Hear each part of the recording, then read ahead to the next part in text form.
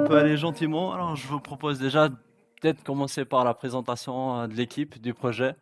On a pas mal de nouveaux qui sont arrivés et qui demandaient un peu plus d'informations. Donc, je pense qu'on Ouais, peut déjà commencer par ça. OK. Donc ici présent sur le call, je laisserai, Victor Nettoyeur se présenter. JD, moi c'est Romain, donc cofondateur de Navstars, ancien, patron de label chez Universal Music, qui a aussi bossé plusieurs années à l'étranger en tant que directeur des opérations, toujours chez Universal Music, mais à l'international.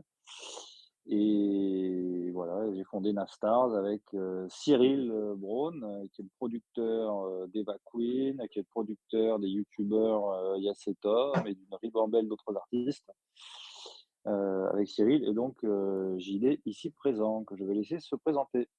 Voilà, parce que moi, je viens pas du tout du milieu de la musique. Je viens, moi, plutôt du milieu de la crypto. Alors, moi, j'ai un parcours plutôt, on va dire, en management et puis ingénierie. Et j'ai eu l'opportunité, en fait, d'avoir des agences de communication digitale et d'être rentré par ce biais-là, en fait, dans le monde de la crypto en plein bear market, hein. J'ai eu beaucoup de chance, vous voyez, en 2018. Et malgré tout, 4 ans après, j'y suis encore et j'ai beaucoup appris, beaucoup investi et notamment dans des projets, on va dire, très orientés métaverse et play to earn. Donc, notamment, l'opportunité de faire partie d'un des premiers joueurs en fait, de Sora, hein, peut-être dans les 100 ou 200e à l'époque. Donc, ça, c'était il y a un peu plus de 2 ans, presque 2 ans et demi maintenant. Et donc, du coup, moi, mon rôle, c'est de mettre à profit auprès du projet à la fois de l'equity, c'est-à-dire en fait des fonds qui permettent de développer et de financer le projet, et à la fois toute la partie advisor sur la partie play to earn, et dans la stratégie derrière le développement digital, marketing, et puis on va dire le suivi en fait du développement du projet et toutes ses fonctionnalités. Autour de ça, donc ils ne sont pas présents ce soir parce que ça fait quand même beaucoup de monde. On est une société qui est basée en France, hein, à Nice, hein, on a les locaux à Nice. On a sur Nice à peu près dans la partie marketing, management, relations avec les artistes, licences, etc., même presque maintenant une dizaine de personnes, hein, on est 8 exactement en tout. On travaille avec, pour le développement spécifiquement en fait, de la partie à la fois technique et puis à la fois la partie en fait, du play to earn avec 2 sociétés parisiennes, une spécialisée en fait dans les environnements liés au NFT et au smart contract, et la deuxième spécialisée en fait dans toute la partie digitale, play to earn, fonctionnalités graphiques, etc., etc. Donc il s'agit de ERA 2140 et c'est la société notamment qui a fait Dogami, entre autres. Bon, c'est les copains à Sébastien Sandbox, etc. Donc ça nous permet d'être dans un univers en fait crypto français voilà, assez conséquent et donc du coup d'évoluer maintenant dans cet univers-là. Voilà, pour vous présenter très rapidement un peu les équipes en fait qui sont raccordées sur le projet et bien entendu nos animateurs de communauté, que ce soit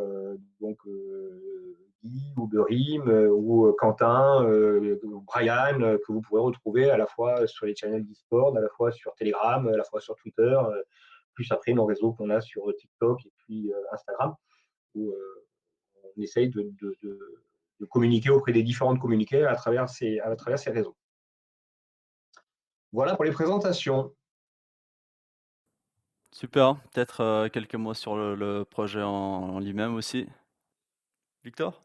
Ah, non, je vais laisser Romain parce qu'en fait, il s'entraîne pour le Portugal. Il a une demi-heure de speech à faire là, devant la terre entière, Bon, donc tout on en va faire anglais. Donc, en fait, l'habitude. il est chaud, il connaît le discours par cœur. Donc, On, ce soir, je te on laisse com- faire. C'est ton tour. Bon, ça dépend, vous le voulez en anglais ou en français?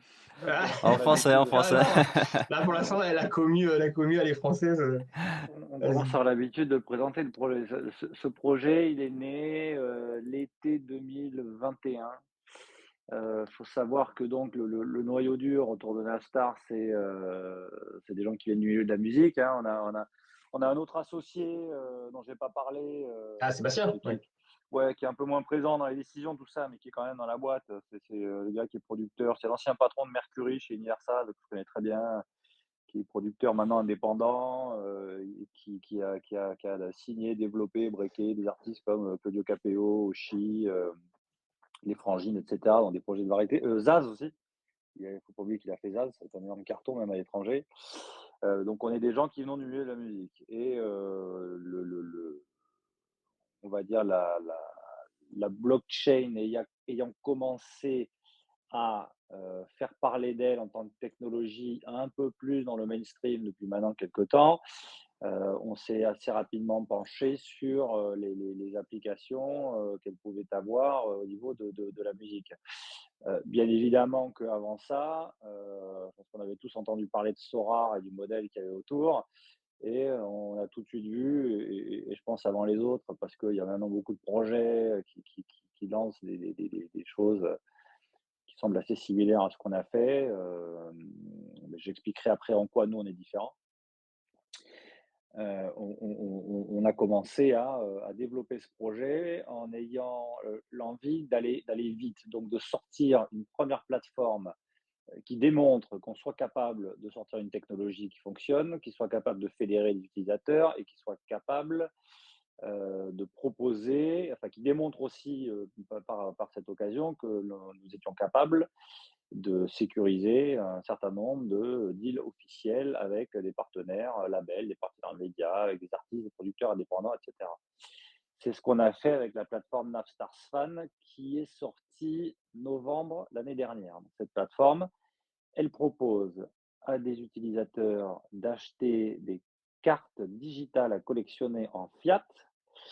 Et ce faisant, tout en complétant leur catalogue de cartes, les utilisateurs peuvent bénéficier.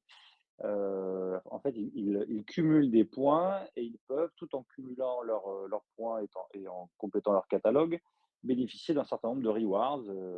Ça va de tokens jusqu'à des produits physiques qu'on leur offre pour alimenter et maintenir leur engouement et les fidéliser.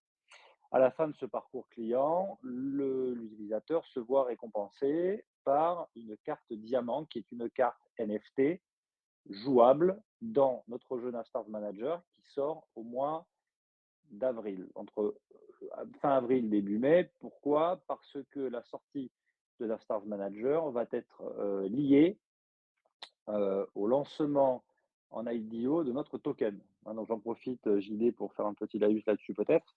Oui, ouais, c'est l'occasion, hein, parce qu'on on est dans le dur là. Voilà, je ne vais pas trahir de secret, mais voilà, nous sommes en discussion. Nous avons passé les présélections avec l'un des principaux launchpads. Ce launchpad très connu a donc validé le projet Navstar. On passe donc à l'étape d'après qui est les due diligence, c'est-à-dire tout ce qui est vérification légale au sujet de la société, c'est ce qui ne posera aucun souci, puisqu'on est plutôt très bien armé. Non seulement il y a une société qui a pignon sur rue, qui est backée par la BPI, on est le seul projet français blockchain à être backé par la BPI. Enfin, on était le premier l'été dernier, on est peut-être le seul, mais en tout cas, nous étions le premier. Et, nous sommes accompagnés par le même cabinet d'avocats que celui qui accompagne Sora. Donc, on est plutôt bien conseillé au niveau de tout ce qui est, de tous les éléments à fournir, on va dire, pour être clean en amont d'un IDO. Voilà, tout roule à ce niveau-là. Donc l'IDO aurait lieu, d'après ce qu'ils nous ont dit, dans un délai de 4 à 5 semaines à compter de la validation de la première étape. La première étape ayant été validée, on peut imaginer une IDO de notre token, dont on parlera après dans les détails, puisqu'il fait partie intégrante du projet. On peut imaginer un IDO sous un mois, quoi. Donc là, on est fin mars, c'est pour ça que je dis à fin peu près mars, fin avril, fin voilà. avril, Fin début avril. mai pour le lancement du jeu Pay to Earn, voilà, intimement lié donc à l'IDO du token. Je continue. Donc, j'ai parlé de Napstars Fan. Napstars Fan permet en fait d'initier des fans, essentiellement des fans de musique, mais aussi des acheteurs de crypto, permet d'initier des fans de musique à la collection de crypto actifs. Pourquoi? Parce que le fait de proposer une plateforme qui vend des actifs digitaux en fiat nous permet de communiquer très facilement sur les réseaux des artistes, les réseaux des médias partenaires, puisqu'on ne parle pas de crypto-monnaie, on parle d'un service e-commerce finalement assez traditionnel. Donc ça nous donne des facilités dans la communication. Ça n'empêche que nous n'obstruons pas du tout la communication via des réseaux plus spécifiques crypto, puisqu'on a fait beaucoup d'AMA, on a eu beaucoup de relais, on a eu beaucoup d'interviews, etc., dans des médias crypto, puis on va en avoir d'autres, puisqu'on se déplace à la NFC de Lisbonne lundi, mardi, et là on va pareil faire beaucoup d'interviews, tout ça. Donc cette plateforme nous a donné cette facilité-là. Elle permet de faire rentrer dans le système, de faire rentrer un peu dans l'entonnoir, j'ai envie de dire le funnel, comme ils disent en anglais, des personnes pas forcément initiées au cryptoactif dans Navstars. Et ces personnes-là, en fait, on va les prendre par la main et les emmener petit à petit au mint d'une carte diamant NFT qui vont pouvoir jouer dans le jeu Navstars Manager. Cette plateforme, elle est vraiment là pour nous. Elle nous a permis de commencer à recruter avant même de sortir le Play to Earn. D'accord. On s'aperçoit aussi que sur cette plateforme Navstars Fan, on a des acheteurs, des investisseurs crypto qui nous ont également rejoints et qui s'intéressent au système parce qu'on voit qu'ils se battent pour acquérir des cartes diamants. Et d'ailleurs, il y en a déjà un certain nombre qui ont été mintés. Ça, là, je vous emmène vraiment à la fin du parcours Navstars Fan. Maintenant, le Play to Earn arrive et dans ce Play to Earn, qu'est-ce que vous pouvez faire? Vous pouvez effectivement utiliser votre carte diamant en carte jouable, mais vous pouvez aussi acheter des cartes à l'unité ou en bundle sur le marché primaire ou le marché secondaire. Ce Play to Earn est un Play to Earn, j'ai envie de dire, dans son fonctionnement, qui est un Play to Earn assez classique, puisque vous allez constituer des équipes d'artistes, des équipes virtuelles, hein, c'est un label virtuel, c'est le Fantasy Label, hein, on dit le Fantasy Football dans le monde de Sora, ben nous, vous allez pouvoir constituer un Fantasy Label et vous allez vous mesurer à des joueurs du monde entier qui eux aussi vont mettre en face leur collection d'artistes. Il faut savoir que les cartes, une fois qu'elles ont migré, qu'elles ont été achetées dans Navstars Manager ou qu'elles ont migré de fans vers Manager, ces cartes-là, elles voient leur capacité, leur score évoluer selon deux critères. Premièrement, le degré de rareté de la carte. On va en parler tout à l'heure plus en détail, puis on vous expliquera comment la carte diamant de Navstars Fan elle se positionne par rapport à la rareté des cartes dans Navstars Manager, et ensuite par rapport aux statistiques des artistes qui sont sur la plateforme. Donc, ces statistiques, nous travaillons avec des agrégateurs de données. Il y a plusieurs plateformes en fait qui agrègent les données qui émanent des différentes plateformes sur lesquelles les artistes ont une présence. Donc, c'est essentiellement YouTube, Spotify, Deezer, TikTok, voilà, vous les connaissez, Instagram, etc. Et toute notre game economics est construite et permet en fait, elle vise à récolter ces données. Donc, on le fait via un système d'API. Nous pondérons chacune des typologies de données et nous traduisons chaque typologie de données au sein d'un score global. Vous avez donc un score de cartes qui évolue en temps réel. Un artiste qui va faire plus ou moins de streams sur une semaine, sur un mois, un artiste qui a plus ou moins de certifications.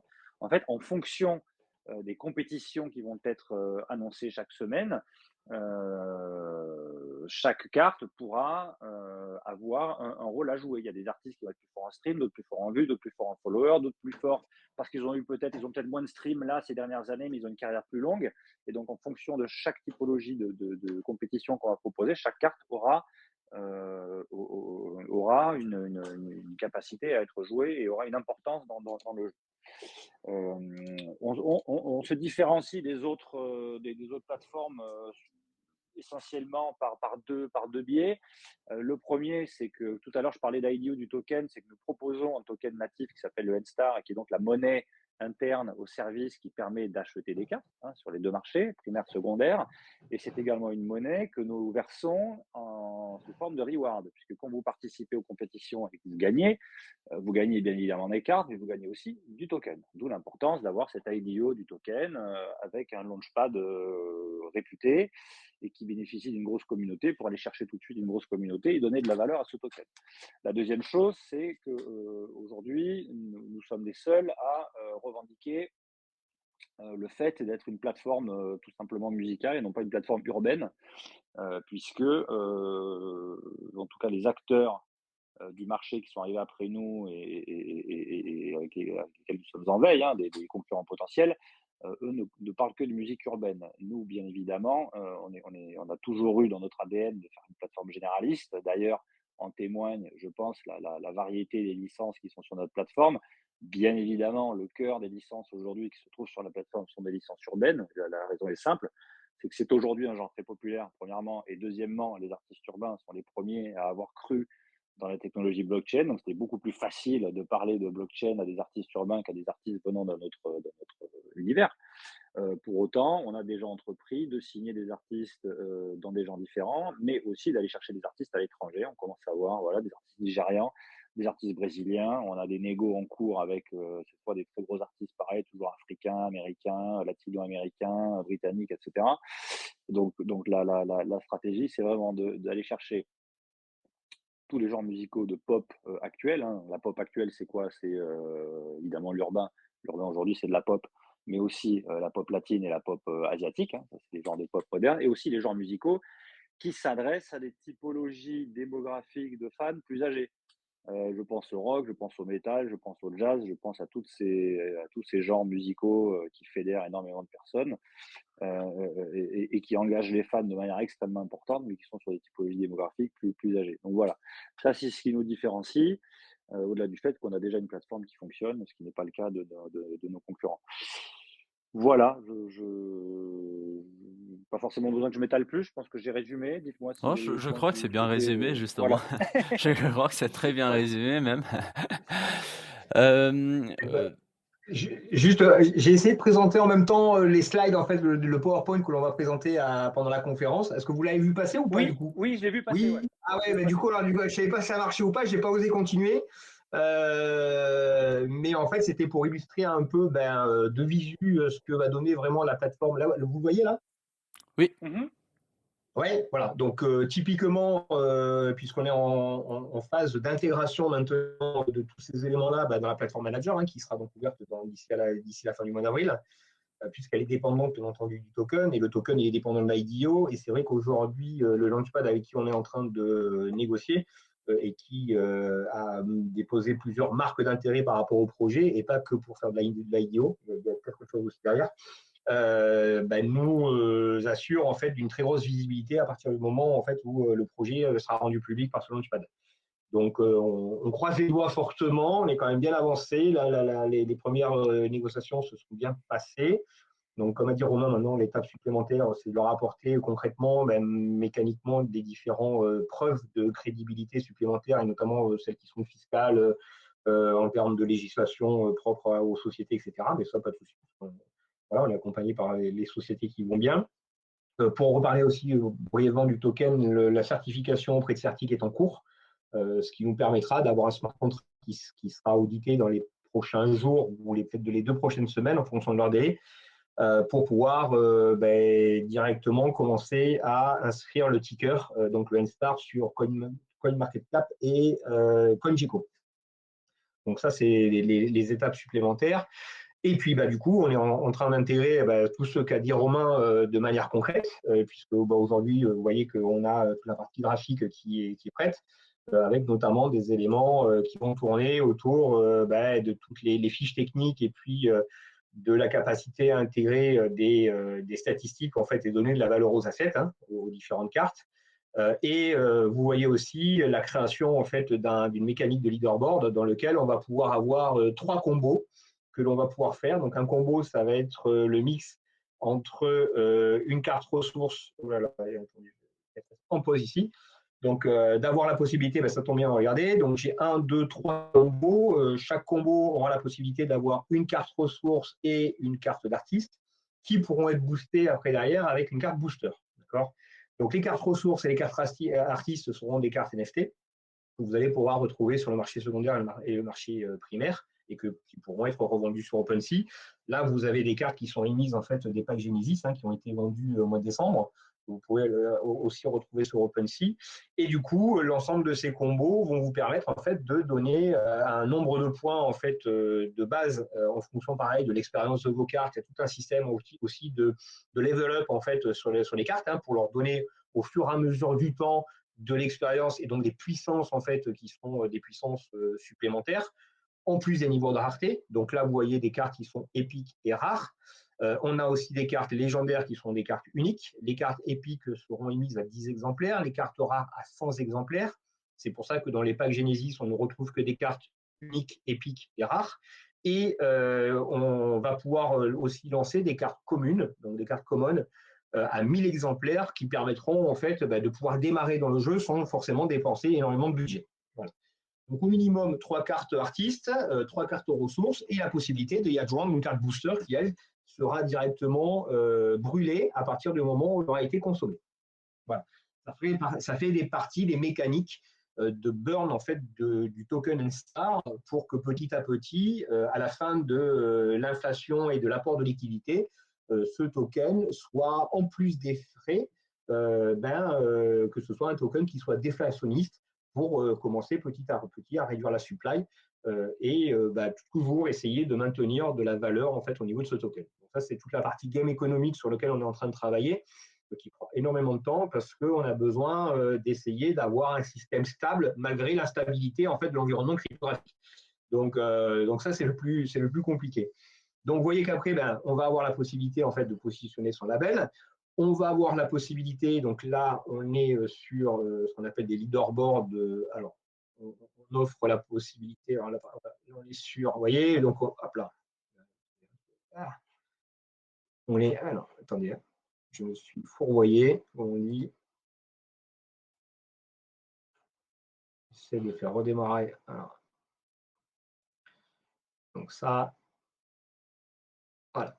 Donc, pour revenir ici, par exemple, on aura différentes compétitions qui vont s'ouvrir au fur et à mesure en fait, du nombre d'utilisateurs, un peu comme l'a fait Sorare, c'est-à-dire que moi, quand j'ai commencé avec Sorare, on avait peut-être 4 ou 5 divisions d'ouvertes. Maintenant, vous avez la possibilité, si vous êtes blindé de cartes, de pouvoir jouer peut-être à une trentaine ou 35 équipes constituées entre 30 et 35 équipes 2 fois par semaine, en fonction des matchs. Là, ce sera un peu pareil, c'est-à-dire qu'on aura différentes compétitions qui seront ouvertes à différents niveaux de cartes et ces compétitions vont se faire de semaine à semaine. Pourquoi? Parce qu'on va prendre un snapshot, par exemple, le dimanche à minuit et ça permettra en fait de donner en fonction justement de tout ce qui va se passer la semaine au niveau de la visibilité des artistes. Donc, que ce soit ses vues YouTube, que ce soit ses streams, que ce soit son nombre d'abonnés sur Instagram, que ce soit les musiques utilisées sur TikTok. Donc, on a plein d'agrégations qui vont pouvoir petit à petit de donner en fait des statistiques et des points, d'attribuer en fait des points aux cartes qui, multipliés par le combo, le booster et puis l'expérience de la carte, va vous donner un certain nombre de points et ce certain nombre de points va vous donner finalement un classement dans cette compétition. Voilà. Et bien entendu, en fonction de ce classement, vous allez obtenir à la fin de la semaine des rewards qui vont correspondre à votre rang. Voilà.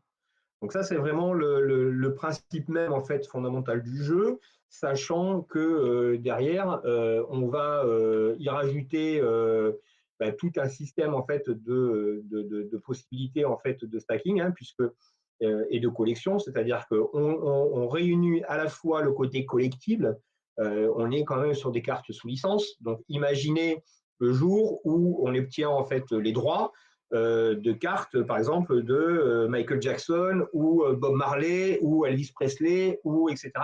Ou des chanteurs comme Rihanna ou des youtubeurs connus, puisqu'on ne compte pas s'arrêter uniquement dans le monde musical, on va aller chercher des partenariats dans le monde de l'influence, c'est ce qu'on est aussi en train de faire en parallèle, pour ouvrir finalement Navstar Manager à l'ensemble en fait des talents qui ont de la visibilité digitale et dans lequel cette visibilité digitale peuvent concourir en fait à donner de la valeur à un asset qui sera votre carte dont vous aurez la propriété grâce à la blockchain Polygon. Donc on est sur ce côté collectible, on est sur ce côté play dans lequel on peut faire des labels, on peut participer à des compétitions et on est dans ce côté earn dans lequel en fait en fonction soit de l'appréciation des cartes, parce qu'on peut très bien essayer de miser sur des jeunes pépites qui n'ont pas forcément beaucoup de visibilité. Et puis, le jeune, dans 6 mois, il sort un son ou il sort un feat, je ne sais pas, moi, avec Ed Sheeran ou avec, je sais pas, moi, Soprano ou voilà, d'autres artistes, eh ben, du coup, sa visibilité explose et du coup, la rentabilité de sa carte en fait dans le play to earn va exploser aussi. Donc, du coup, ça va aller aussi. Et puis, on a le côté dynamique de récompense en fait toutes les semaines. Où, comme moi je prends toujours le parallèle quand je suis arrivé dans Sora, j'ai commencé à acheter toutes les cartes numérotées 1 sur 10 parce que je me suis dit, ah putain, super, on est sur des cartes rares et moi je veux la numéro 1 et tout. Et puis au bout d'un moment, la communauté elle m'a dit, mais attends, pourquoi t'achètes des remplaçants oui, ok, c'est pas cher, mais bon, ils vont pas se rapporter beaucoup de points et du coup beaucoup de récompenses. Concentre-toi plutôt sur des joueurs que tu peux faire vraiment progresser et dans lesquels tu es sûr que le joueur il joue et qu'en plus il score. Hein. Donc il y a un peu cette mécanique aussi justement de scouter un peu les bonnes cartes, les bonnes pépites, d'avoir le bon système entre ce que va coûter la carte et puis ce qu'elle va me rapporter. Puisqu'après, derrière, la mécanique, c'est d'obtenir un peu un rendement régulier en fonction des différentes compétitions de la semaine. Donc, je reviens, hein, donc des cartes d'artistes, donc sous licence officielle, des cartes ressources qui vont permettre en fonction de la combinaison entre les différents styles d'avoir des combos pour augmenter un peu le nombre de points, et des cartes boosters qui pourront être achetées directement et intégrées dans la partie du label, mais qui sera détruite à la fin en fait de la Game Week, à la fin de la semaine. Donc voilà, directement, on revient sur les combos, on revient sur le côté ranking, hein, sur la partie compétition, et puis après, on repartira sur le côté token. Voilà. Donc ça, c'était vraiment, comme vous avez pu voir, les éléments qui constituent aujourd'hui les différents tableaux des fonctionnalités du jeu. Alors, j'ai d'autres tableaux aussi, peut-être après que je peux vous montrer après. Hein, c'est toute la partie qui est liée au stacking, puisque l'on va ouvrir aussi des pools de stacking qui permettra en fait d'essayer toujours de conserver, de valoriser ces tokens plutôt que de les revendre. Hein. Donc, des stackings avec des taux, alors c'est toujours pareil, hein, les taux sont très intéressants au début, hein, parce que c'est toujours au niveau des rendements quand on rentre sur les early sur un projet où on sera très incité et très motivé en fait à stacker ces tokens plutôt qu'à les revendre. Donc ça, c'est les premières poules de liquidité. On a aussi des poules de liquidité. Bon, ça, on regardera avec les partenariats, que ce soit avec les Launchpad ou les DEX, pour là aussi faire des opérations d'abondement à ces poules de liquidité. Et on aura une pool de stacking qui sera réservée aux propriétaires en fait d'Avatar Manager. Et cette pool de stacking, elle aura un API en fait qui sera bloqué, on va dire, à 100%. Mais avec des conditions justement de posséder à la fois un avatar et à la fois de bloquer ces tokens sur 6 mois. Par contre, pour le stacking, le taux, l'API sera à 100%. Voilà. Alors, Donc, ça me permet de répondre en même temps à deux réponses sur le chat. Hein. mais Effectivement, donc le stacking, on aura un taux qui sera évolutif en fonction du nombre de personnes. Donc, plus vous arrivez tôt sur le stacking, plus l'API sera intéressant. L'idée, c'est dans un système stable, on ait un API qui soit quand même compris, enfin qui soit au moins à 2 chiffres. Donc peut-être d'ici la fin de l'année, il sera peut-être autour des 10-15%, mais de le positionner dans quelques mois autour de 30%, c'est pas déconnant parce que ça fait du rendement qui aujourd'hui dans la crypto-monnaie fait sens. Vous voyez. Après, dans 2 ans ou dans 3 ans, ça je peux pas le garantir parce que on aura un market cap qui sera relativement important, on aura un afflux d'utilisateurs et donc de personnes qui veulent stacker, et du coup nos pools de récompenses qui sont dédiés justement à la récompense de ce stacking, elles seront plus suffisantes pour maintenir, on va dire, les récompenses pour tout le monde. Par contre, la pool de liquidité à 100%, elle sera toujours existante parce qu'on sait exactement à quel nombre de tokens on doit caper pour donner la même volumétrie de tokens en fait sur un an. Donc ça veut dire qu'on sait bloquer en fait ce nombre de tokens, et ce nombre de tokens seront réservés aux possesseurs en fait des avatars, où on lance une première partie en fait d'avatars là justement pendant le Portugal, pendant la conférence, parce que ça va permettre d'avoir un produit là aussi pour communiquer. Donc là on est sur un pur produit NFT avec une utilité. C'est-à-dire que votre avatar, il vous permettra en fait, pareil, de participer en fait à des global leaderboards où là toutes les cartes de votre label vont pouvoir concourir, de pouvoir obtenir en fait des rendements supplémentaires, de pouvoir obtenir des avantages supplémentaires, Et du coup, c'est pareil, le champ des possibles par rapport à ces avatars, il est infini. On aura, par exemple, des compétitions ou des jeux concours qui seront exclusivement réservés à des avatars, à des possesseurs, à des propriétaires d'avatars. Par exemple, on organise un concours pour aller voir un concert où on a des backstage pour, je sais pas moi, le prochain concert de Coldplay à Paris. Bon, on fait gagner 2 places en VIP à Paris parmi les possesseurs d'avatars. Voilà. Donc aujourd'hui, on lance ce côté un peu VIP de l'avatar parce que c'est quelque chose qui nous tient à cœur dans le côté manager. Et après, donc on est sur un premier flot d'avatar. Rien ne nous empêchera les prochains mois, en fonction du nombre de managers, de faire peut-être une deuxième partie pour petit à petit augmenter la communauté VIP en fait, mais elle sera vraiment dépendante en fait du nombre de joueurs que l'on aura sur la plateforme.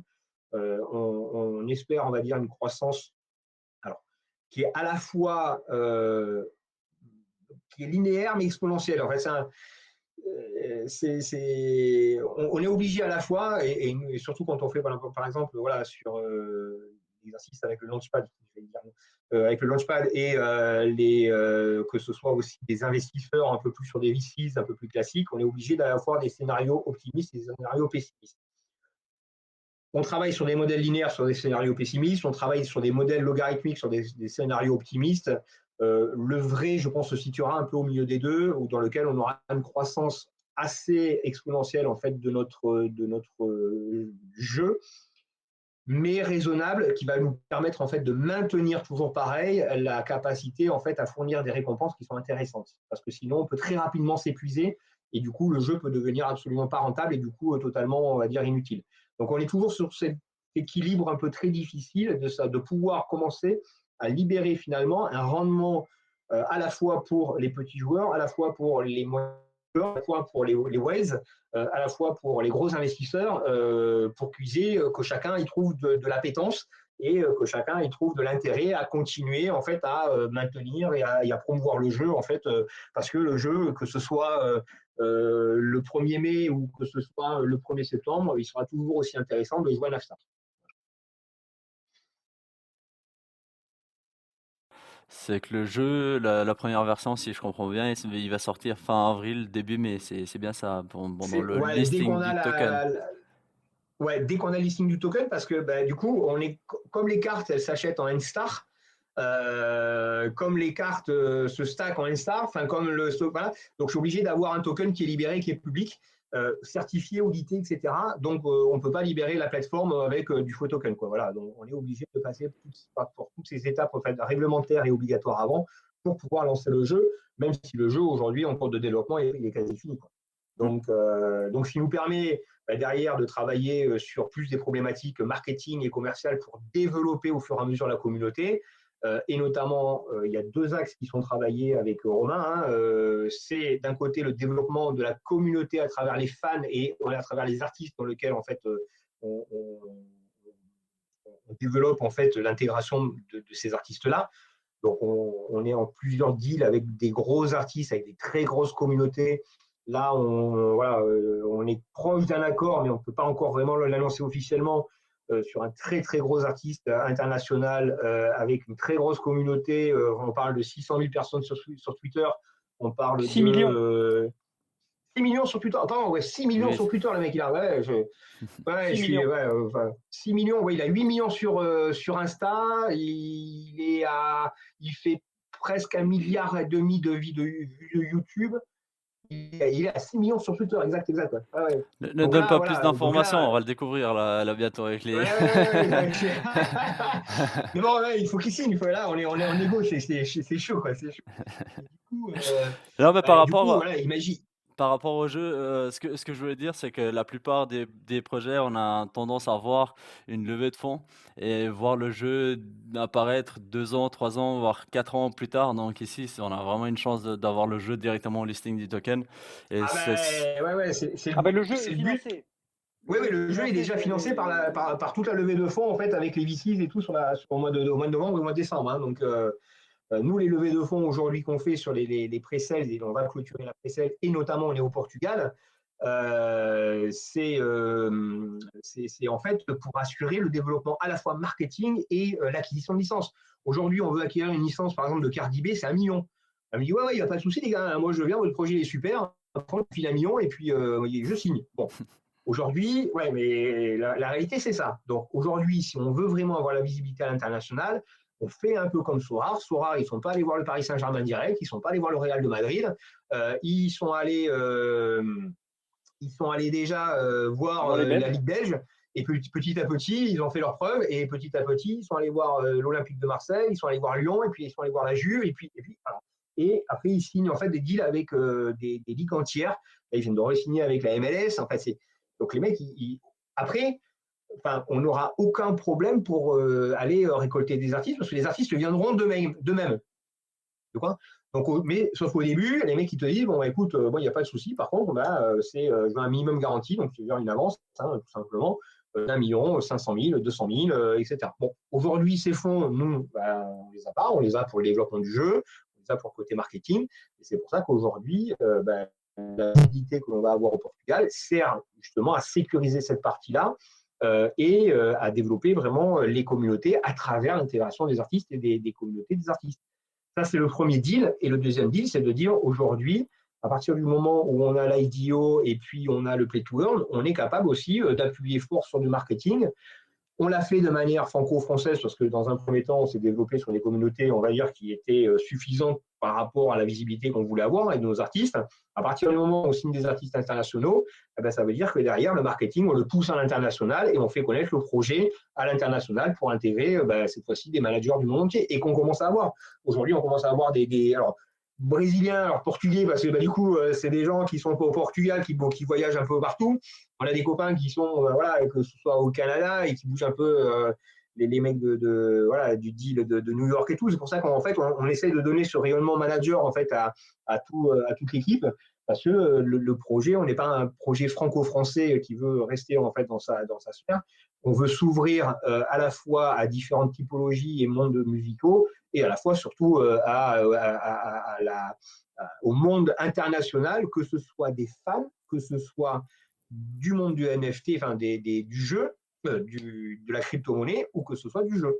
On réunit ces trois univers. L'univers du divertissement, avec la visibilité en fait et les communautés en fait des artistes, que ce soit des artistes de musique, que ce soit des gens du cinéma, que ce soit des influenceurs, on est capable d'aller chercher leur communauté. Et nous, le leitmotiv finalement en fait de Nastar, c'est quoi le slogan? C'est Fine and Beyond. C'est l'inverse, c'est Beyond Fans. Beyond, voilà, ouais, pardon.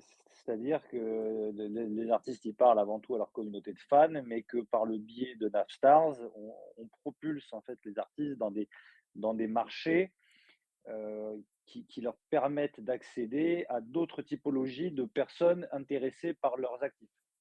Je m'explique. Le marché de la musique, c'est 20 milliards de dollars à peu près. Le marché du NFT, c'est le double, c'est 40. Le marché du gaming, c'est 150. Donc nous, on est à la croisée des chemins, hein, on est entre les trois.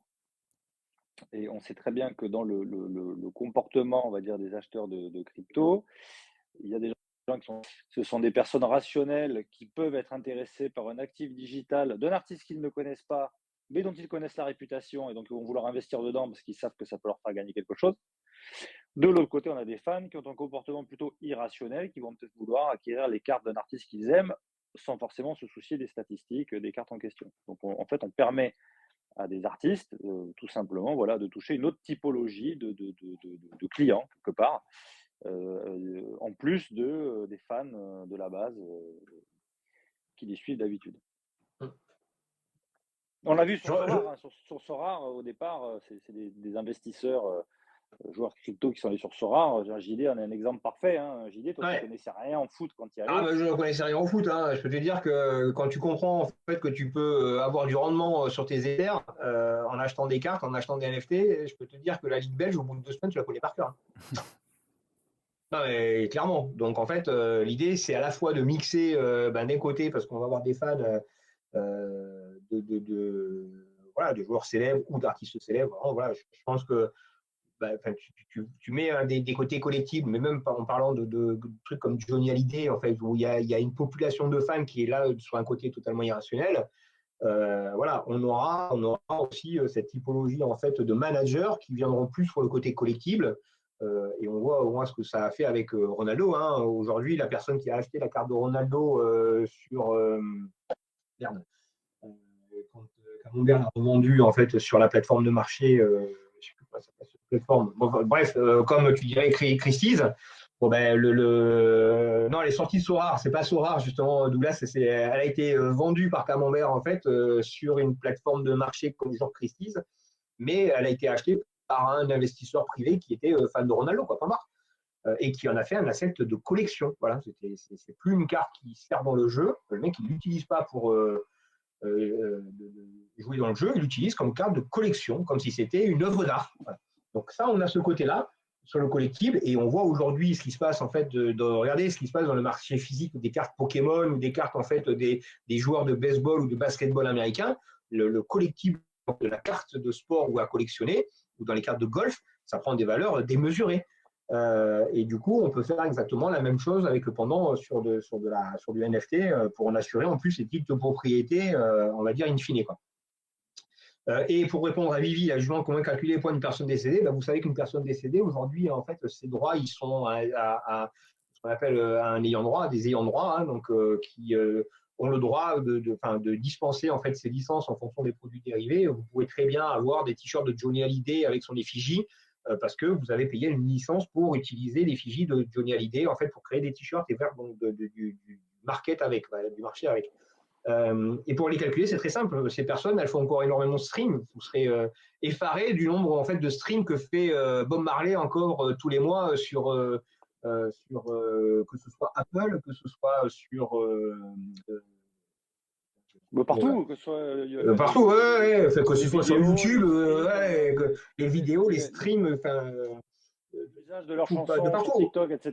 Et Bob Voilà. Marley, Ouais. Donc Johnny ces chansons Hallyday, de les ces gens, Beatles, elles sont immortelles et du coup leur visibilité est immortelle. Donc à partir du moment où on a un deal avec les ayants droit pour redistribuer une partie des revenus qui sont gagnés par la plateforme et leur reverser, ça leur fait une collection, enfin un revenu complémentaire en fait par rapport à leur portefeuille, à leur de droits, quoi, voilà, tout simplement. Alors, leur catalogue de droits. Voilà, chercher le mot, c'est catalogue de droits. Donc, on peut très bien signer des deals avec des personnes qui sont décédées parce que ces personnes aujourd'hui ont de la notoriété et en plus ont une communauté de fans qui est très nostalgique par rapport à ça.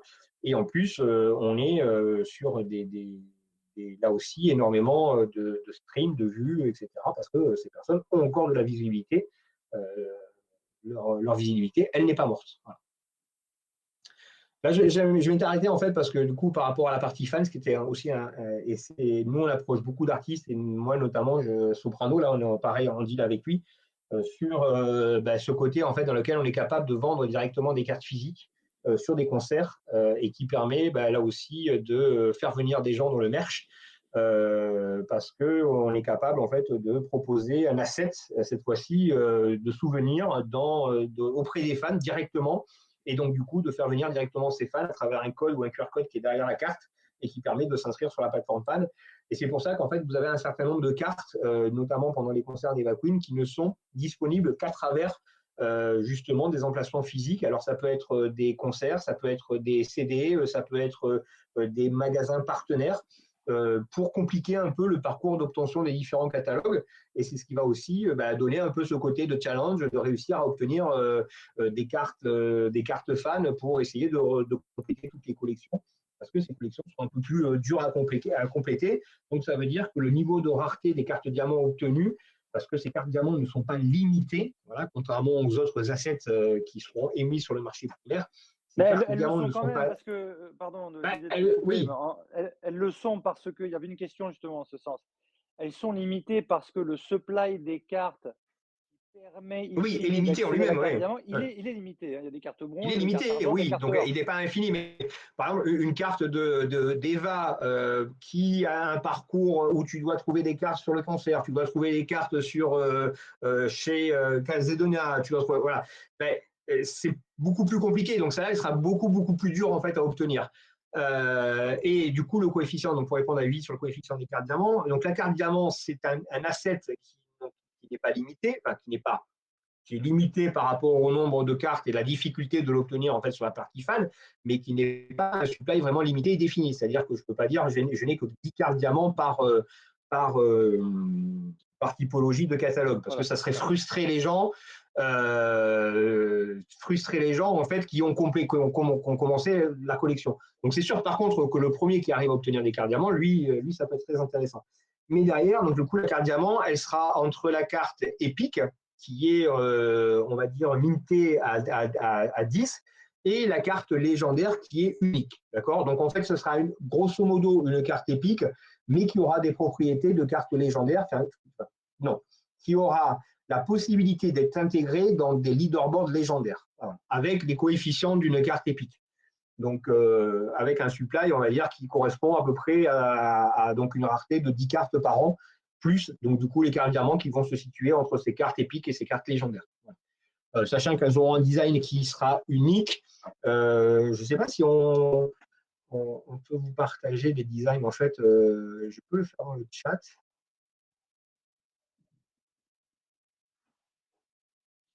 Voilà, bah, vous l'avez vu. Allez, voilà, donc là, on a fait pour les cartes, on a fait que les cartes, bah, donc du coup, qui ont été mintées, hein, déjà. On en a un certain nombre. Donc ça, ces cartes, elles seront en 3D directement sur OpenSea, un peu comme les packs Genesis, hein, c'est-à-dire une 3D vraiment avec la carte qui tourne à l'intérieur.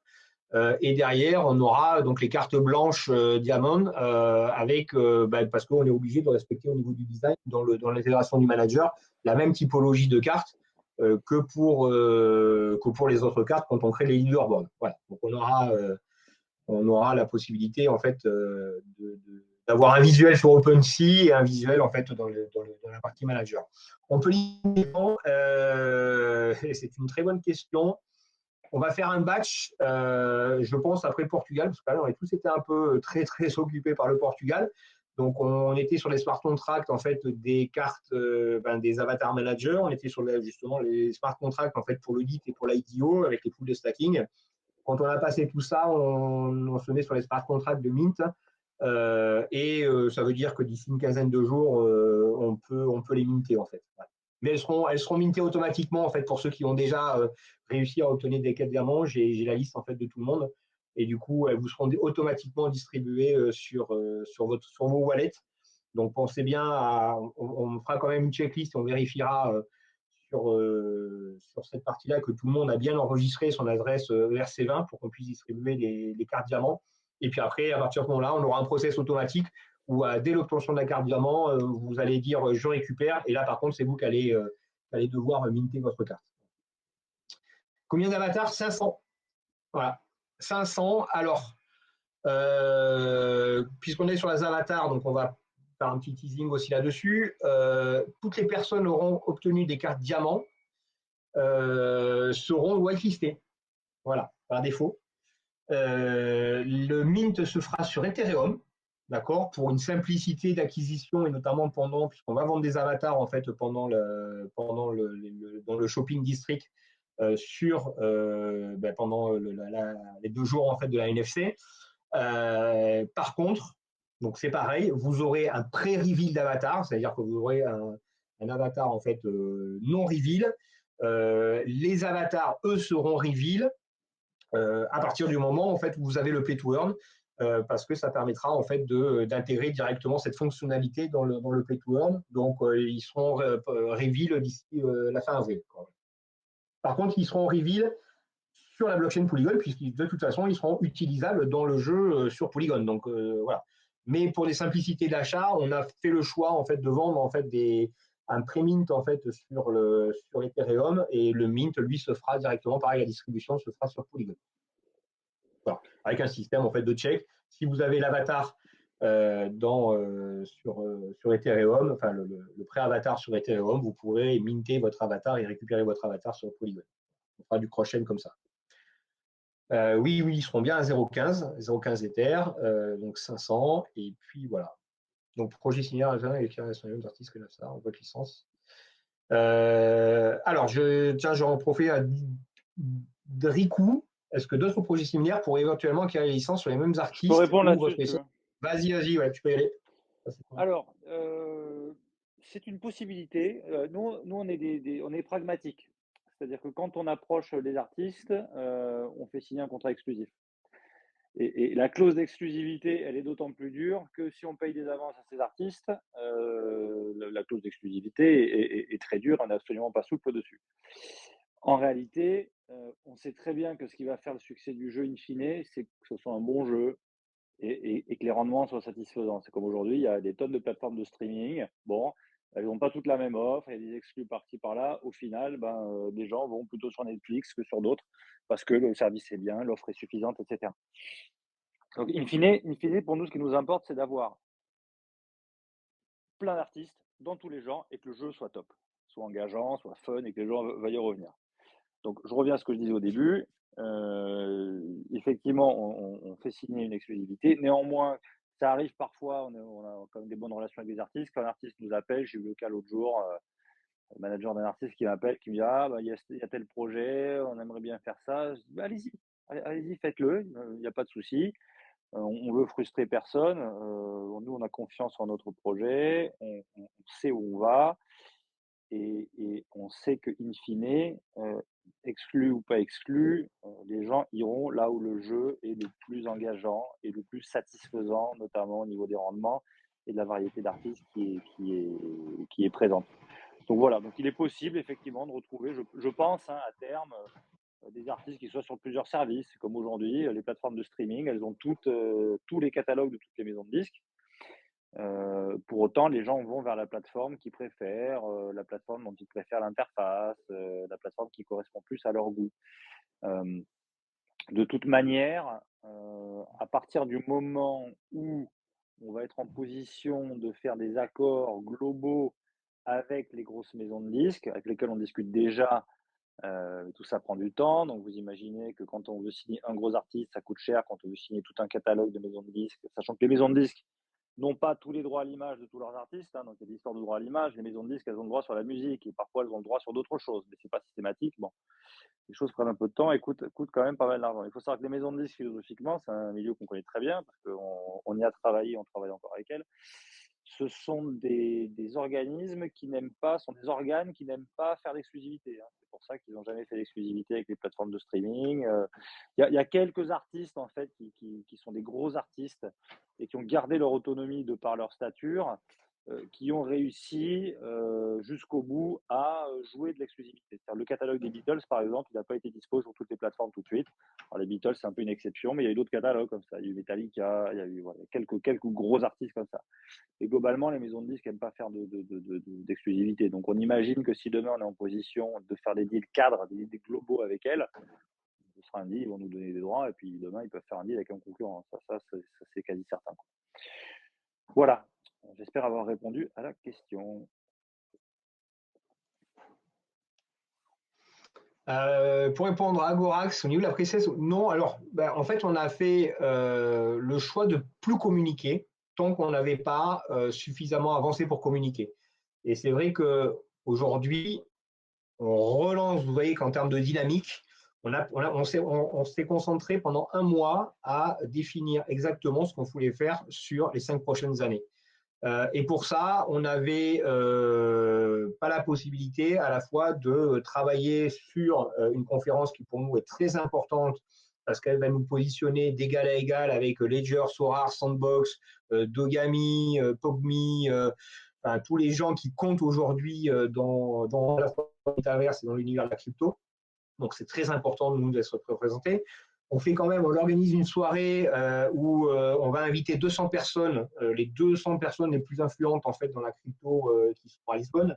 On l'a fait en collaboration avec Mark Chen, qui est notre société qui s'occupe justement de marketing, avec ERA, qui est la société qui développe en fait les produits pour Dogami, Sandbox et d'autres trucs. Et aujourd'hui, Exclusible, c'est en fait la personne qui a revendu la carte donc Camembert, qu'on appelle Camembert sur Sora, et qui a revendu la carte de Ronaldo 400 000 $. Et cette personne investit énormément, il habite à Lisbonne, et il investit énormément dans les métaverses, puisqu'en fait, il crée des villas de luxe justement sur Sandbox, et dans les objets exclusifs avec des collabs, etc., etc. Donc, aujourd'hui, voilà, on a fait le choix de ne pas continuer à développer en fait finalement la pre-sales parce qu'on voulait faire le choix d'avoir des annonces fortes en termes de collaboration, en termes d'avancement sur le projet, en termes de date d'IDO, et qu'aujourd'hui, maintenant, comme on a tout ça, on va se remettre à communiquer pour aller clôturer la pre-sales le 6 avril, juste après en fait la fermeture en fait du salon au Portugal, parce que l'objectif, c'est d'aller vendre encore des tokens là-bas directement et puis lever les derniers fonds. Voilà. Donc, c'est pour ça qu'en fait, nous, on ne s'inquiète pas du tout, parce que comme on l'a dit, hein, aujourd'hui, la plateforme, elle est déjà largement financée, le marketing aussi, et ce qu'il nous faut maintenant, c'est de la visibilité à travers les artistes et licences qu'on va obtenir. Et ça, c'est pour ça qu'on a misé plus sur le Portugal en fait, recommuniquer auprès en fait, d'influenceurs, soit français ou internationaux, pour pouvoir faire promouvoir le projet, quoi. Voilà. Alors, est-ce qu'on… Donc oui, j'ai mis en avant un peu, grosso modo, les grosses cibles, hein. Là où on veut aller, c'est ça, hein, c'est-à-dire d'intégrer ces gens-là, voilà, si on peut être représentatif. Mais en fait, pourquoi Mais, ces gens-là? Parce que ces trois artistes, pardon, JD, ces trois ouais, artistes vas-y. qui sont énormissimes et qui permettent à la fois de toucher des régions du monde qui sont différentes et à la fois de toucher des genres musicaux différents, donc des cibles différentes. Moi, j'étais au Royaume-Uni lundi, mardi dernier. Metallica, c'est des gens avec qui j'ai déjà travaillé, des gens que j'ai rencontrés plusieurs fois. J'ai travaillé avec J Balvin aussi. J'ai pas bossé avec BTS, mais j'ai bossé avec J Balvin et Metallica. Donc j'ai vu leur management à Londres. Bon, ils m'ont dit clairement, Metallica, c'est un groupe qui fait beaucoup de collabs. Ils m'ont dit, bah, voilà, dès que votre Play to Earn il est lancé et que vous avez les fonds nécessaires pour les séduire, dans les 24 heures, on a un rendez-vous à San Francisco dans leur bureau et puis on va aller leur pitcher le projet. Donc, comme on le disait tout à l'heure, c'est plus une question d'argent qu'autre chose. Après, il y aura toujours des artistes qui, pour des questions d'image, pour des raisons un peu métaphysiques et irrationnelles, vont pas vouloir aller dans tel ou tel projet. Ça a toujours existé, hein. Il y avait bien des artistes qui voulaient pas aller dans le streaming. Maintenant, ils y sont tous. Ouais. Mais il y en a plein qui C'est ont vrai, été, là, on peut comparer effectivement le streaming à ce qui se passe aujourd'hui, hein. Il y a des gens effectivement qui sont très facilement, on va dire, à les convertir très facilement parce qu'ils sont convaincus qu'il faut y aller. Enfin, tu l'as dit, hein, on voit Snoop Dogg qui a acheté les terrains et puis qui fait des avatars, etc. Et donc il y a Block. On voit d'autres projets qui se lancent. Aujourd'hui, peut-être que dans comment ça s'appelle, dans quelques mois ou quelques années, en fait, ils seront tous sur des projets NFT, etc., hein. voilà. Donc là, on va aller chercher un par un. Tout ça, ce sont des artistes qui sont maîtres de leurs droits, hein. Donc il n'y a pas d'intermédiaire, on leur parle directement. Il n'y a pas de maison de disque au milieu, parce que c'est des mecs qui sont suffisamment puissants pour décider, pour faire ce qu'ils veulent. Et donc c'est une très bonne manière, en fait, de tout de suite taper dans les plus gros pour séduire les plus petits, ceux qui sont juste en dessous, et puis de tout de suite accéder à une échelle internationale très Ouais, grande. ça fait très grande. Agorax, ouais, je ne vous cache pas que je m'inquiète un peu dans environ un mois.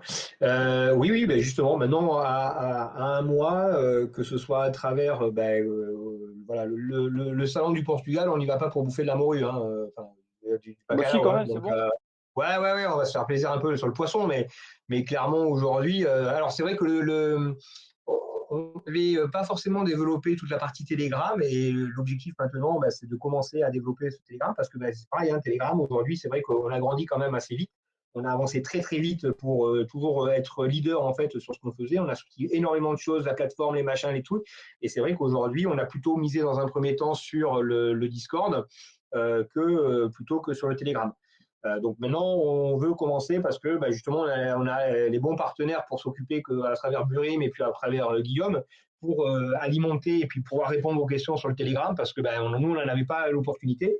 Maintenant, on commence à monter les deux en puissance. Et c'est vrai qu'aujourd'hui, c'est pour ça que c'est la première AMA qu'on fait sur Telegram et puis on en a fini sur Discord, etc., etc. Et puis, oui, l'objectif, c'est de redonner de la visibilité en fait au projet. Et notamment, le Portugal va être vraiment voilà, un nouveau point de départ en fait pour nous parce que on va aller chercher à la fois des investisseurs, à la fois de la visibilité, à la fois des communautés.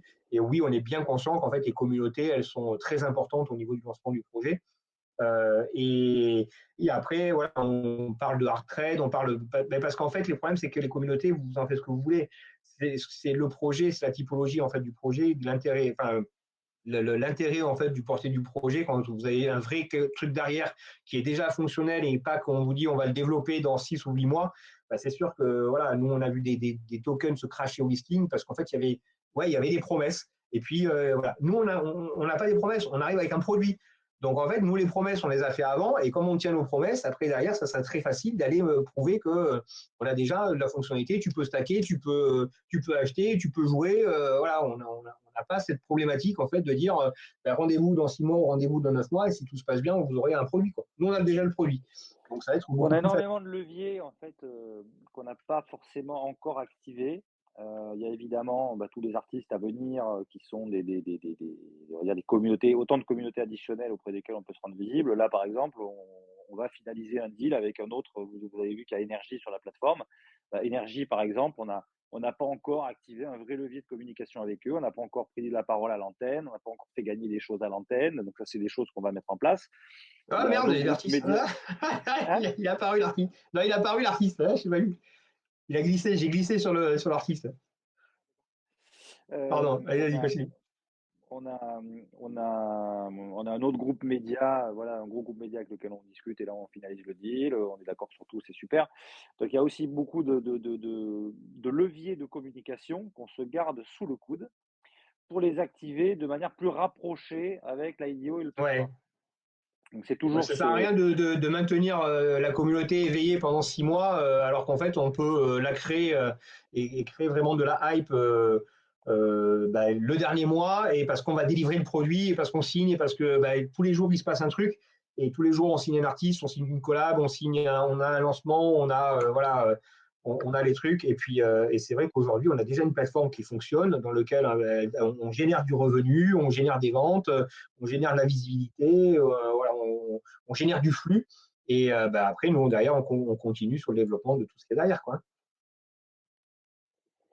Mais c'est vrai que voilà, je vois les derniers commentaires, ouais, c'est bien résumé. On est vraiment focus produit, on est vraiment focus user experience. On fait rentrer nos licences, mais comme voilà, les artistes, les médias avec lesquels on bosse, c'est pas des gens auxquels on peut demander ce qu'on veut quand on veut. Hein. Vous savez, comme une maison de disques ne demande pas ce qu'elle veut quand elle veut à des artistes, c'est des gens qu'on peut solliciter de temps en temps, de manière assez sporadique. Donc, il faut bien choisir ses moments. Et donc, on Voilà. préfère nous choisir les bons moments pour les faire communiquer, pour qu'ils nous accompagnent, plutôt que on va dire, de dépenser nos munitions trop vite, quoi, dépenser trop tôt. C'est ça. Alors, pour répondre à Vivi, oui, sur les 500 avatars, donc sur la première, sur ces 500 premiers avatars, il y aura 10 légendaires. Et après, dans les 490 autres, on aura un système de mix par rapport aux métadatas en fonction de leur équipement, les chapeaux, les lunettes, enfin toute cette partie-là. Vous avez pu voir déjà des designs en fait sur la petite vidéo qui tourne. Et oui, Vivi, on a des avatars féminins, on en a créé plein et on en créera encore plein d'autres derrière. Donc, voilà. Et pour non, non, étranger. Aujourd'hui, on est Ah, bien majoritairement sûr. les deals que l'on est en cours de négociation, ce sont avec des artistes étrangers et des gros français. Voilà, j'ai parlé de Soprano tout à l'heure. On a dans le pipe Orelsan, on a voilà, d'autres gros. Voilà.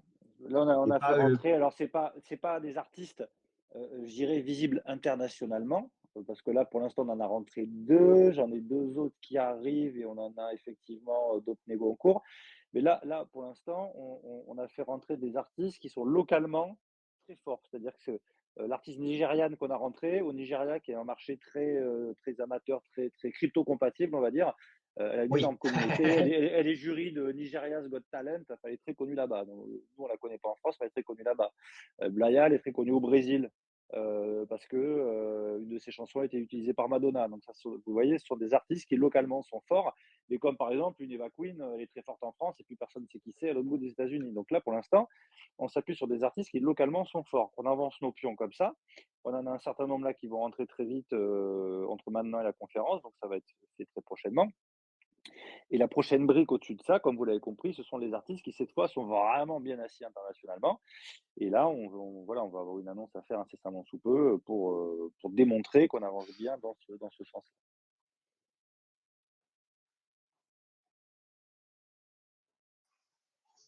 Voilà. Ok. Ok, super. Merci. Est-ce qu'il y a encore des petites questions, peut-être, parce que j'ai vu que vous avez balayé l'ensemble des questions sur le Ouais, chat, c'est parfait. alors j'ai balayé les dernières au fur et à Je voulais mesure. lancer les J'essaie d'y questions en répondre oral, aux et puis finalement, vous avez premières. fait le job, c'est parfait. Là, c'est bon. Du Est-ce coup, qu'il y ouais, a parce d'autres que- questions éventuellement pour ceux qui nous entendent et qui sont là? Comme ça, on pourra après vous libérer et puis vous remercier. Avant de Oui, et puis libérer, on il y a va le faire quand même giveaway. le tirage de son du giveaway, ouais, tout à fait, ouais. Oui, bien sûr. Je regarde juste s'il y a des questions auxquelles on a Donc pas là, répondu. Arte, c'est ça. Tac. Vous pouvez aussi lever la main, puis parler directement. Ouais, n'hésitez pas. Hein. Ne soyez pas timide.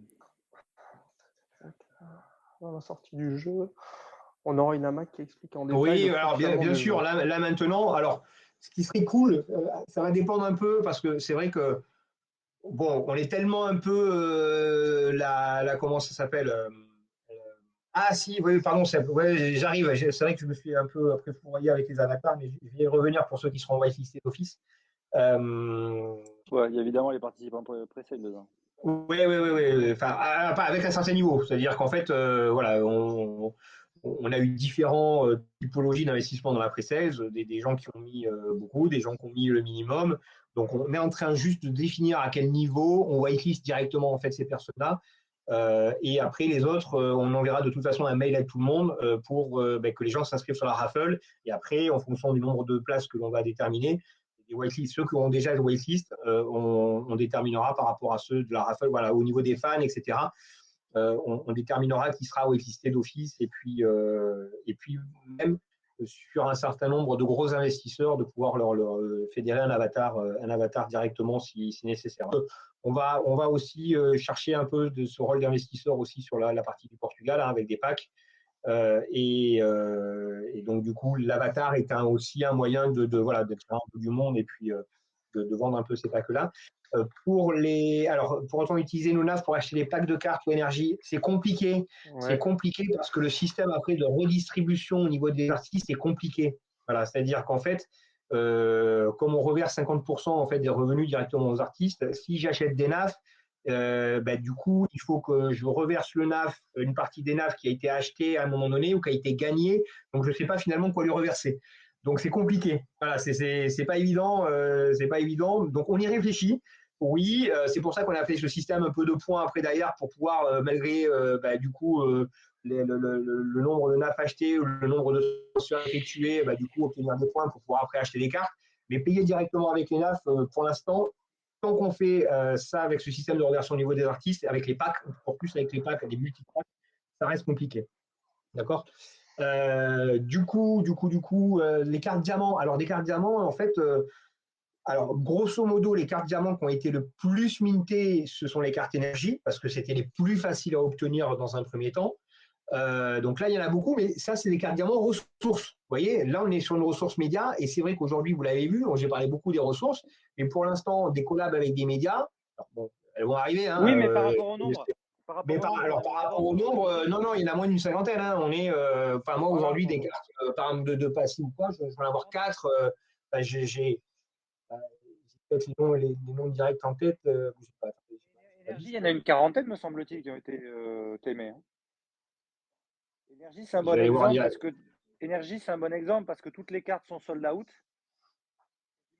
Je veux dire, il y a carte argent, il y en a eu 776 sur 800, enfin, tout est vendu. Et il me semble-t-il qu'il y a une quarantaine de cartes diamants qui ont été mintées. Attendez, je prends la carte diamant, je regarde. Hop là, si je trie.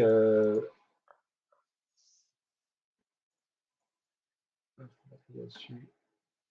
Donc, j'ai des cartes de l'artiste, j'ai des cartes de Passy, j'ai des cartes de Taïk, donc j'ai des cartes énergie musicaux, Hiro, j'ai de la SE, mais majoritairement, ouais, c'est des cartes énergie et le catalogue énergie, si je le prends. J'en ai 40 des cartes énergie. Ah, voilà. 40 énergies.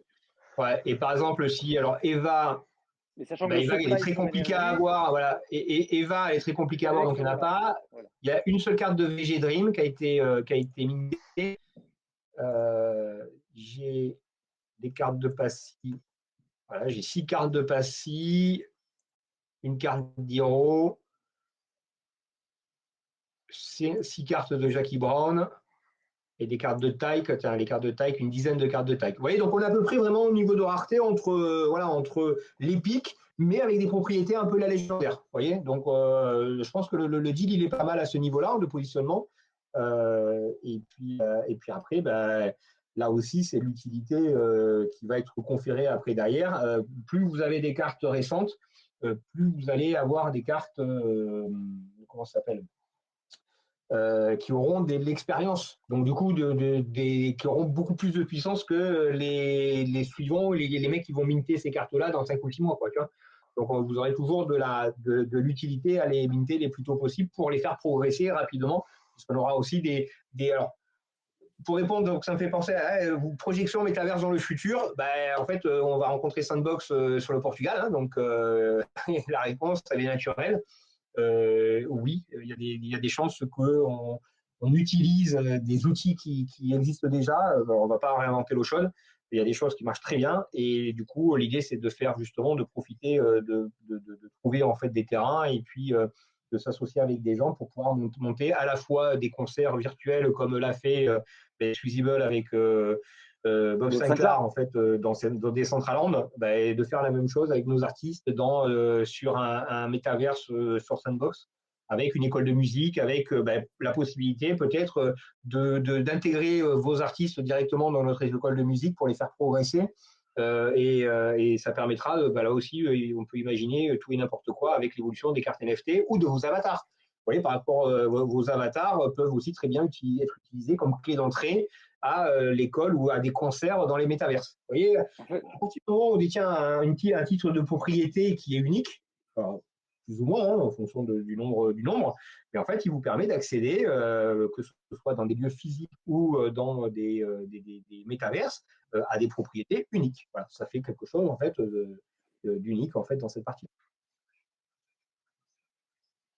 En fait, on a une plateforme de distribution digitale qui fait partie du groupe, hein, on est plusieurs sociétés.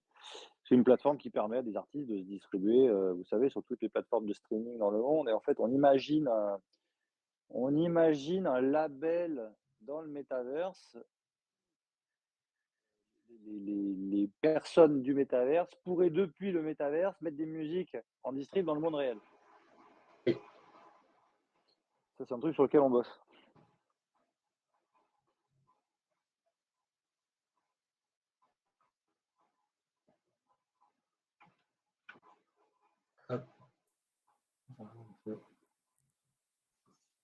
Combien d'Alphanar au final? Là, clairement, Vivi, aux 500, oui, ça c'est sûr. Après, ça sera les 500 peut-être les seuls.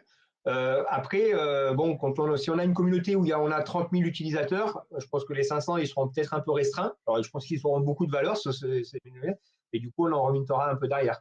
Donc, mais bon, pour l'instant, l'objectif de cette année, pour l'instant, c'est 500. Quoi. Puis même s'il y a un autre batch, ils n'auront pas complètement les mêmes propriétés parce qu'on va les rendre tous Oui, ça sera d'autres. spécifiques. Voilà. Là, on est vraiment. C'est toujours pareil. Hein, on préfère pour l'instant récompenser la communauté qui nous suit et puis qui a été active depuis le début. Alors oui, on est early, voilà, mais on était encore un peu plus early au mois de novembre. Vraiment, il y a des personnes qui ont cru. Nous, on lance.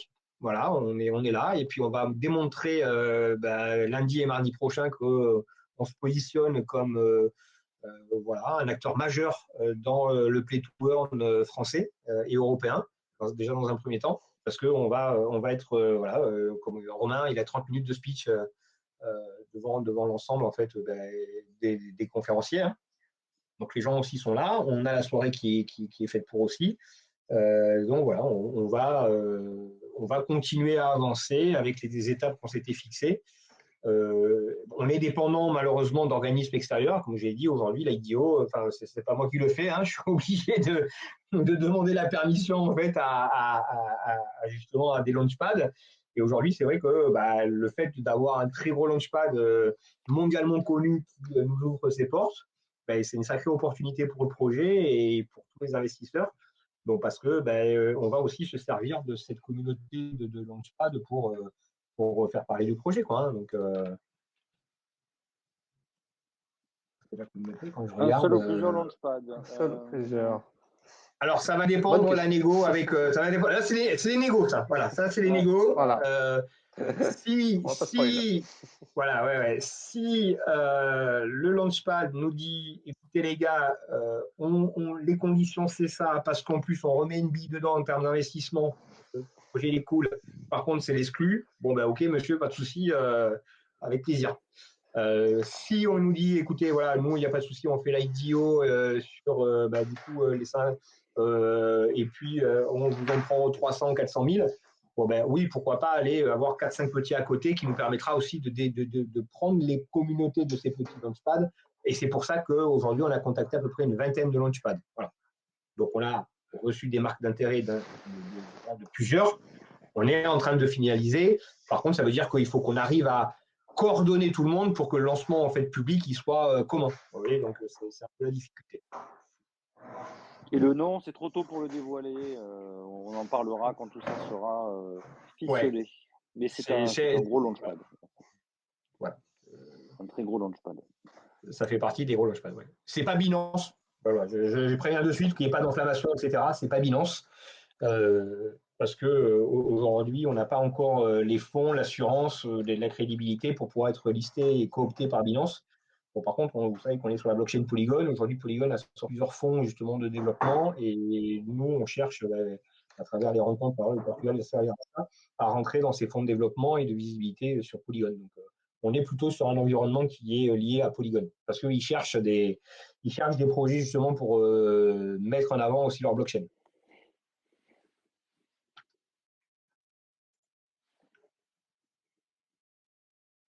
Alors, médias, plateau, télévision française. Médias, Romain, il peut en parler. Hein, on est sur des deals avec des radios, cette fois-ci. Énergie, on a déjà deal avec eux. Comme je disais tout à l'heure, Énergie, c'est tout un écosystème. Hein. C'est une chaîne de télé, Énergie 12, c'est une radio, Énergie. C'est même plusieurs radios.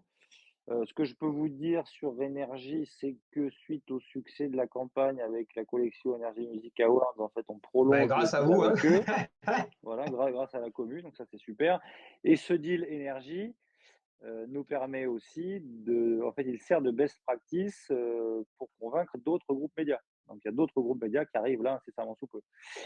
Donc pour l'instant, c'est des médias français, mais il n'y a aucune raison de ne pas faire la même chose avec des groupes médias étrangers à partir du moment où on a atteint l'échelle suffisante pour aller leur parler.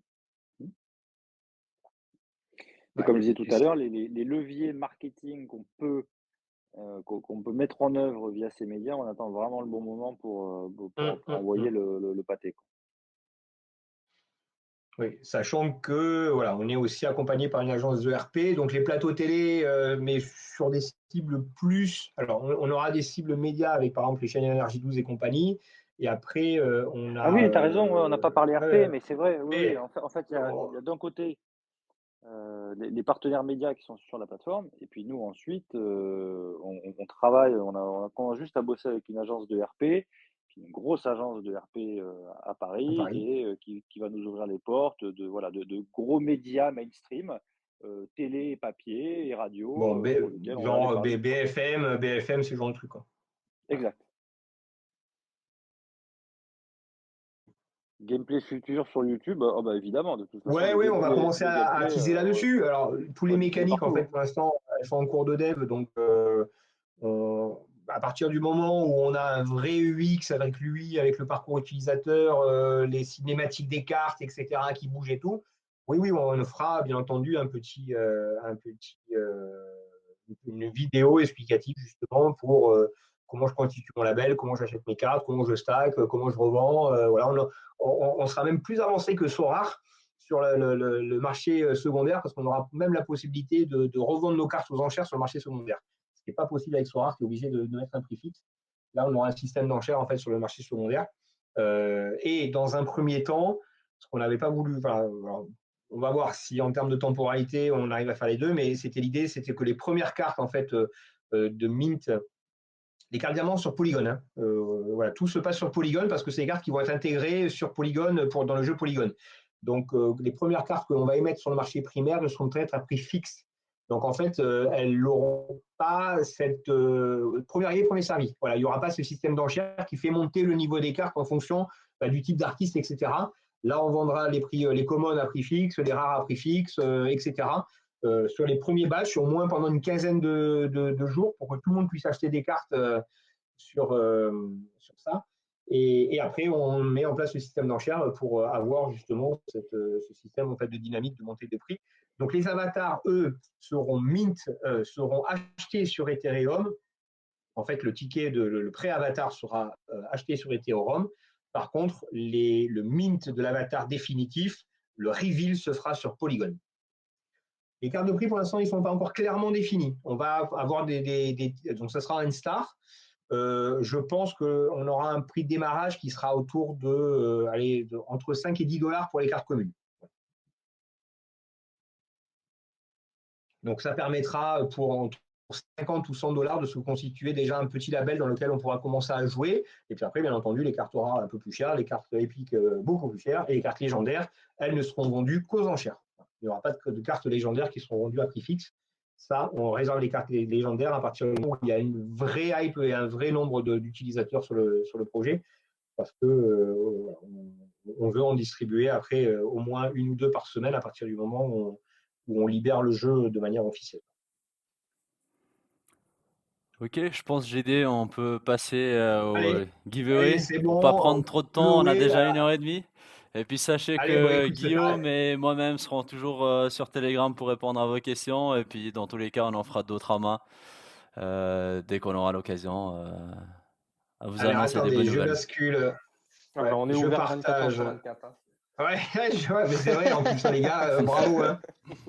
Vous assurez à mort. Alors, je copie mon machin, mon statut, blablabla. 358 participants. Donc, on a un pack Genesis, 5000 L-Star et whitelist. Donc, on va avoir 12 gagnants. Et je vais prendre quand même 12 suppléants au cas où ces gagnants n'auront pas. Ouais, dis-moi. Est-ce que tu le ferais pas plutôt en 3 fois, comme ça par Tu pack? veux, comme ça, je suis. Allez, je prends le premier alors.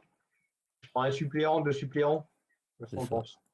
Je pense que c'est pas mal. Et deux suppléants, la Star Manager. Donc, on fait gagner quoi en premier? Le pack ou les Bon, on va 5000 partir N-Star? dans l'ordre, les 5000, en espérant que ça soit moi. Bonus sur supplémentaire, non. Allez, on prend les retweets et puis après, on ira. C'est bon, c'est parti. Je confirme. Et attends, j'avais le partage qui me masquait le truc.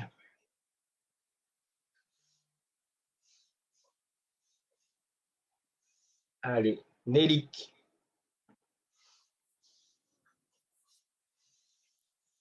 Attends, du coup, bouge pas.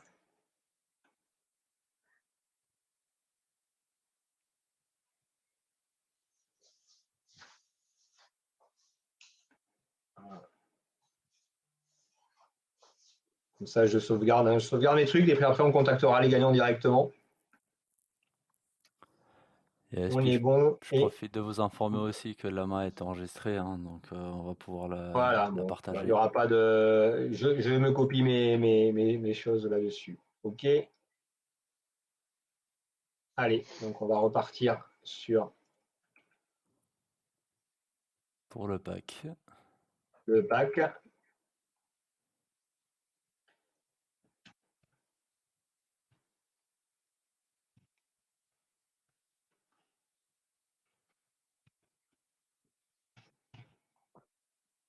Hop là, on voit. Un gagnant et 2 suppléants. On est parti.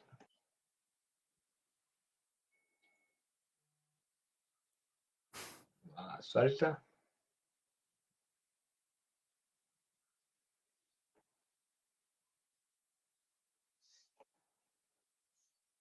Hop, télécharger l'image. Voilà.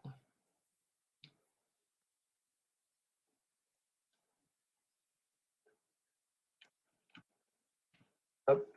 Et le dernier pour les whitelists.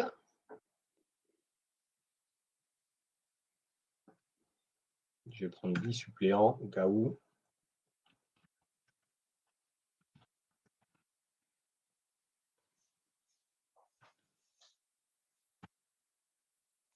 Whitelist. J'ai oublié le. Il était là. Voilà.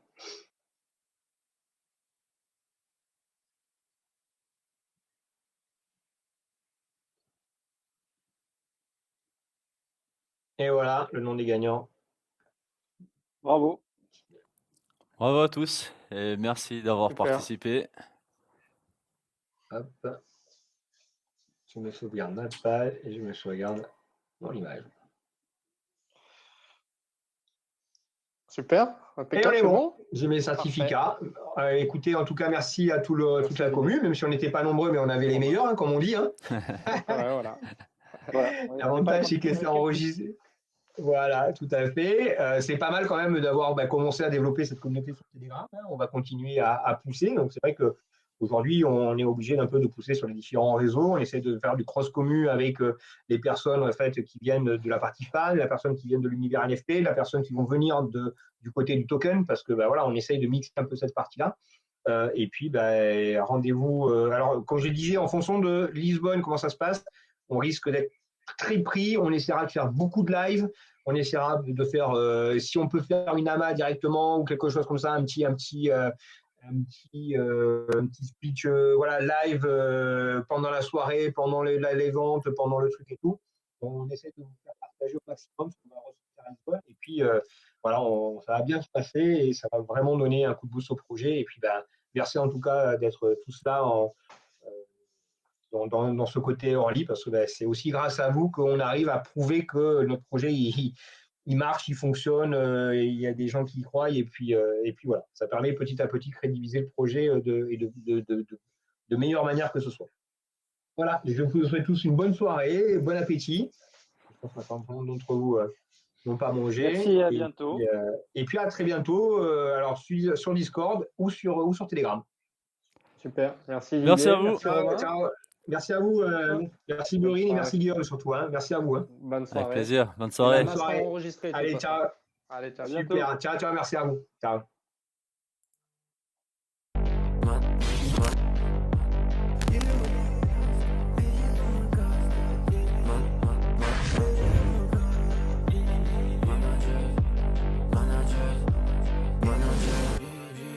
All this money in my account, managers.